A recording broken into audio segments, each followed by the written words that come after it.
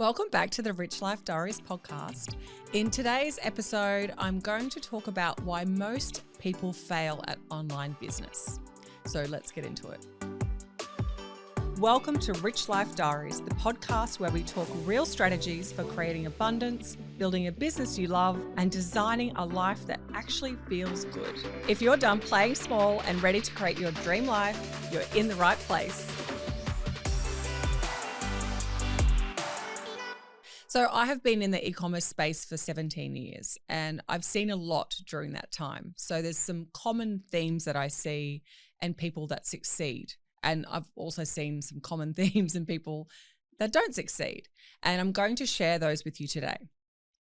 So the first thing that I see in people that don't succeed is they have unrealistic expectations. So someone comes in and they expect that they're going to make $100,000 in their first few months of starting a business. Now, I'm not saying that isn't possible, but it's rare, like really rare. So, it's expectations that, this business is going to give them X by X time frame, and they're the people that don't succeed because when they don't hit that thing in their mind, they throw the towel in super quick. And it's funny, I was talking to a guy the other day, actually. He was considering coming on board with us. And yeah, I always ask the question, I'm like, so what are your expectations around income? Because obviously most people want to start an e-commerce business because most of the time they want an extra bit of money coming in, or they want to replace their job, or they want, some more income coming in to help pay the mortgage or whatever it might be. Anyway. So I asked him that question. I said, what are your expectations around revenue and the time frame, and what does that look like? And he's like, oh, I'm not like your other clients. I want to make $100,000 per month. And I was like, okay, that's great that you've got that goal. So how soon would you like to be making that? And he's like, oh, within the first 6 months, definitely. I'm like, bro, I don't want to burst anyone's bubble, but I mean, the reality of that happening is pretty low, right? As I said, I'm not saying that it's not achievable, but it's just, that is so rare, like rare. Rare. I just don't see that happening much at all. Usually what we see is, they'll start ads and they'll make a few $1,000s, and then that'll go up to month 2, it'll creep up. And that's usually what I see. And then, they might be making 10 grand or 20 or 30 grand or whatever by month 2 or 3. But, 100 grand within the first 6 months is a big goal. And unfortunately, people that have unrealistic expectations is they just set themselves up for failure. And they're the first people to throw the towel and then blame everyone else. So that's one of the main things that I see in people or businesses that fail is the business owner just has unrealistic expectations. I think the best thing is to have no expectations. And when you have no expectations, everything's a bonus when you have that mindset. Another thing I see in businesses or people that fail is they have shiny ball syndrome. So this is a common thing with entrepreneurs, that we all get distracted by shiny objects, and they start one business and then, a few months into it, they go, oh, maybe I should start this, or maybe I should be selling this instead. Like they just get distracted with all the things, or Joe down the street says, oh, you're selling that? Oh, you should sell this. I've seen my friend, he's making this much money selling this. And then they go, oh, maybe I'm selling the wrong product, or maybe I should do that.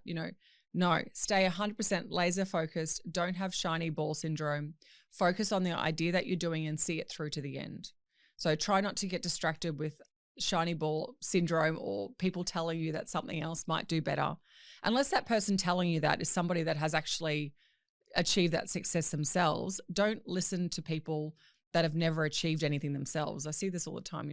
This is a saying that I love, don't take advice from broke or unhappy people, because, I have people say things to me all the time and I don't say anything, but, if they haven't achieved what I want to achieve, I just kind of internally, I just roll my eyes and go, okay, thanks for your advice. I'm good.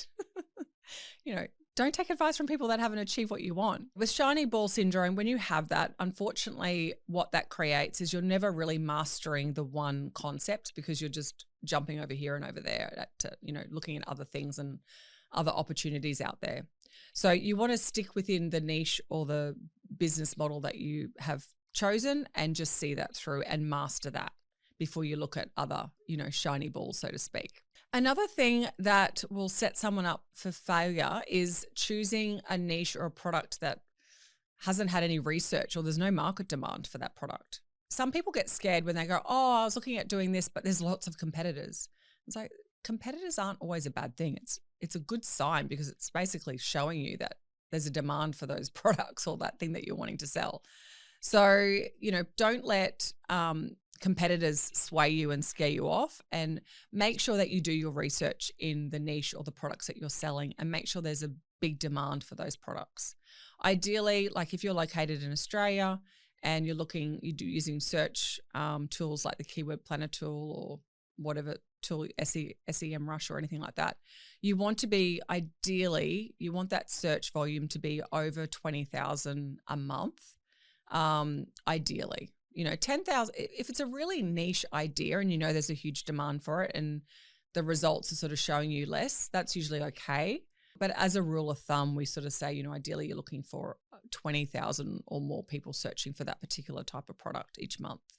So if you're a bit stuck and you don't know how to search a niche to make sure that there is a market demand, I have a solution for you and it's free. You're welcome. I'll put the link underneath the video for you. It's called the Niche Navigator and it's a GPT. So it's built within ChatGPT, but it's not ChatGPT per se. It's basically our formula given to ChatGPT, and then it takes people through those steps and that formula to help them uncover perfect niche based on their interests. So it goes off market research and demand. So I've basically programmed the GPT to do the market research for you. So you don't need to go on to SEM Rush or, Google Keyword Planner tool or Google Trends or whatever. It's basically all incorporated in that GPT that we've created. So I'll put the link below anyway. So make sure you check that out if you need some help with making sure there's a demand or you're not even sure on what you want to sell. And it'll basically take you through all that and show you the results of, the demand and market research on that particular niche that you're looking at. Another thing that I see that contributes to businesses failing is the business owner not treating the business seriously. And I can speak from personal experience on this too, because I know with my lingerie business, like this was a very long time ago, I started this business. This is like 17 years ago. So e-commerce was kind of in its infancy. And yeah, I started this business because I had a passion for, specific lingerie and larger cup sizes and all of that. So I started this online business and I just treated it like a hobby. I had a full-time job at the time when I created this business. It was literally just a fun little hobby. I just thought it was fun doing this business. So it literally was like a hobby to me. So I treated it like that. I didn't treat it like a real business. And that was my attitude towards the business. And the moment my situation changed and I thought, you know what, I'm going to treat this business more seriously and give it priority in my life, everything changed. My revenue just went whoop and took off. And I see this with a lot of other business owners, and this is a question that we ask a lot of our clients. It's like, be honest with yourself. On your list of priorities in your life, where does your business sit? And then that'll tell me everything. If they say, well, all these 4, 5, 6 things come before my business and then my business is down here and it's, priority number 6. Well, do you think that business is going to turn around and make you $1 million in the next 12 months? No, it's not, because you're prioritizing these 5 things before it. And that's okay. We've all got responsibilities and priorities in our life. I understand that. But I'm just being really factual with you here. This is what will make or break you if you're a business owner, if you're not putting that business as a priority and treating it like a business, not like a hobby, but you're serious and you're doing all the things. You're consistently working on that business and you're treating it like a business. It might not be giving you the revenue that you want right now, and that's okay. It will if you keep going.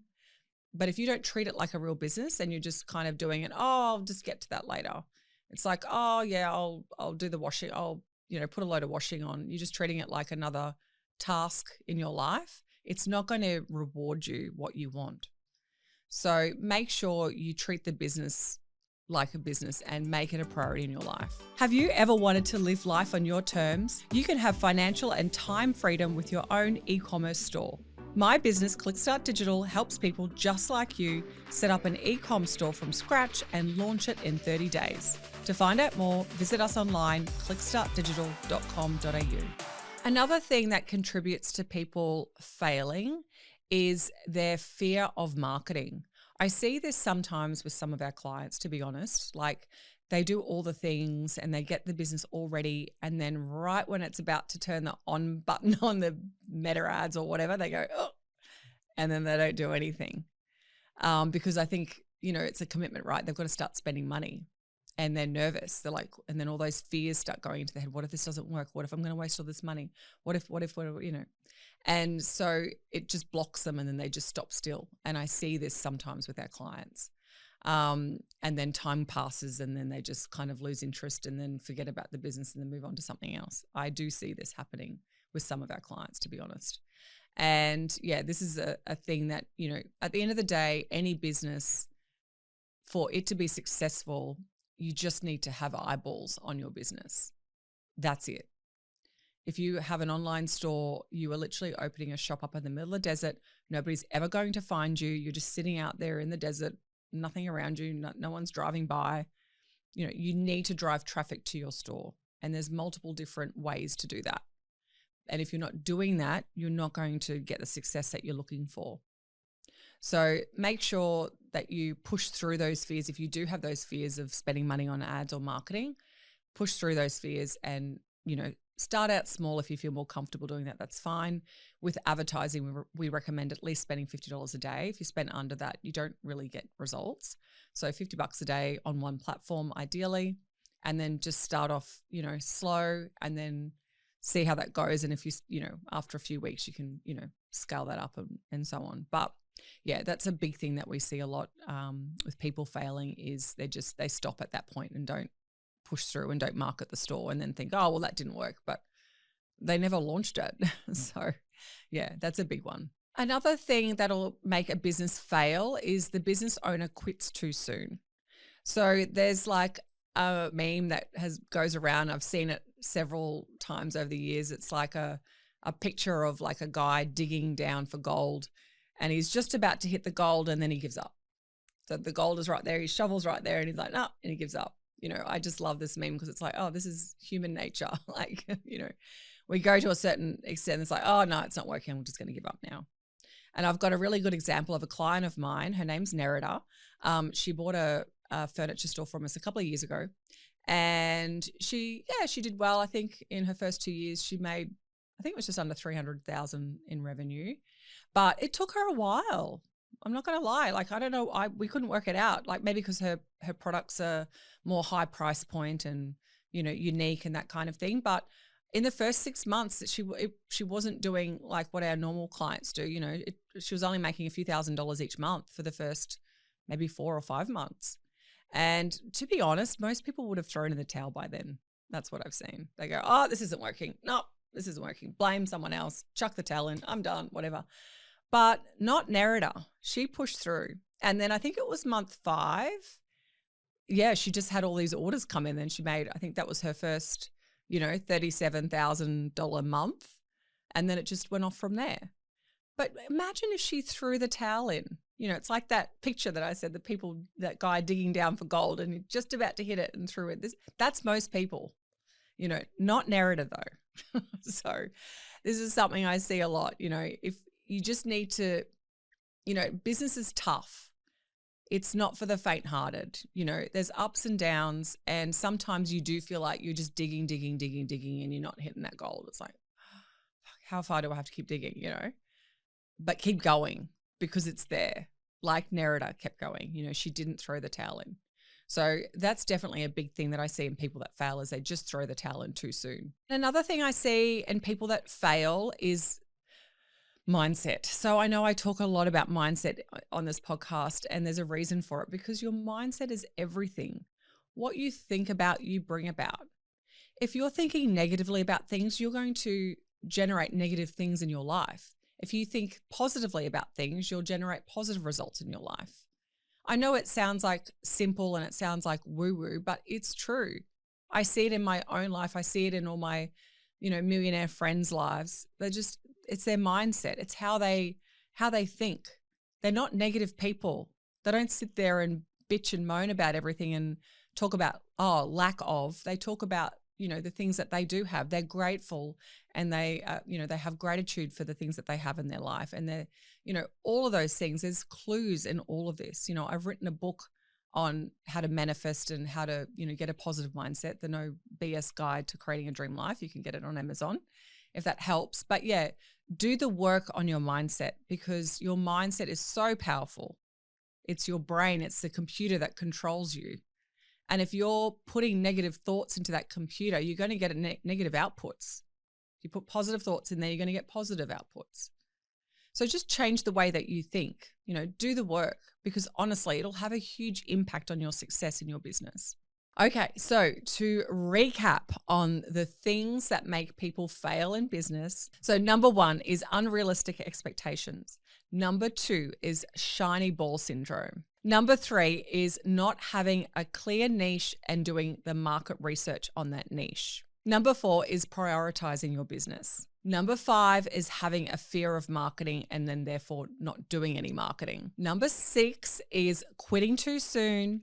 And number 7 is having a poor or negative mindset. So that's my podcast for today, discussing the things that make people fail in online business. I hope you found this information useful. Make sure you subscribe to the Rich Life Diaries podcast, and I look forward to seeing you back here in a couple of weeks. See you.